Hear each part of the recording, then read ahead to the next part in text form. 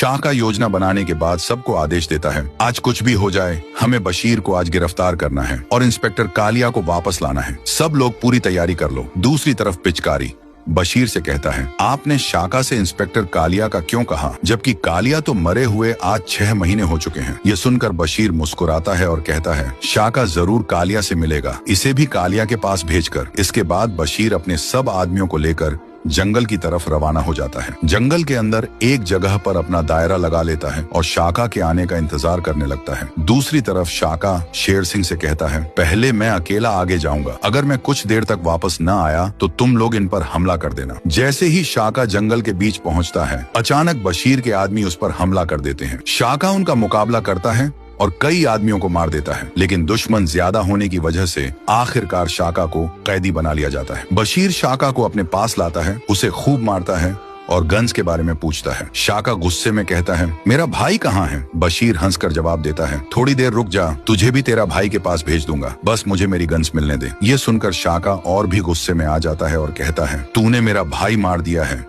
मैं तुझे नहीं छोड़ूंगा। अभी यह सब हो ही रहा होता है कि दूसरी तरफ शेर सिंह शाका के वापस न आने पर सबको हमले का आदेश दे देता है। फिर एक खतरनाक जंग शुरू हो जाती है। हर तरफ फायरिंग, हाथापाई और चीख पुकार होती है। बशीर भी खुद लड़ना शुरू कर देता है। मौका मिलते ही शेर सिंह शाका को बचा लेता है। अब शाका पूरी ताकत के साथ बशीर के आदमियों को मारना शुरू कर देता है। काफी देर तक लड़ाई चलती रहती है। आखिरकार बशीर का सामना सीधे शाका से होता है। दोनों के बीच एक खतरनाक मुकाबला होता है। पहले बशीर शाका को खूब मारता है, लेकिन फिर शाका पलटकर बशीर पर भारी पड़ जाता है। धीरे धीरे बशीर के आदमी वहां से भागने लगते हैं। अपनी जान बचाने के लिए बशीर भी वहां से भाग निकलता है। लेकिन दूसरी तरफ जग्गू दादा, जिसे बशीर ने गन्स देने का वादा किया होता है, समय पर गन्स न मिलने की वजह से बशीर को मारने के लिए ढूंढ रहा होता है। जैसे ही बशीर जंगल से बाहर निकलता है, जग्गू दादा उसे पकड़ लेता है और खूब मार पीट कर वहीं जंगल में फेंक देता है। उधर शाका पुलिस स्टेशन में बैठा सोच रहा होता है कि आखिर बशीर गया कहाँ। तभी उसे फोन आता है कि गांव में एक लाश मिली है। शाका फौरन वहां पहुंचता है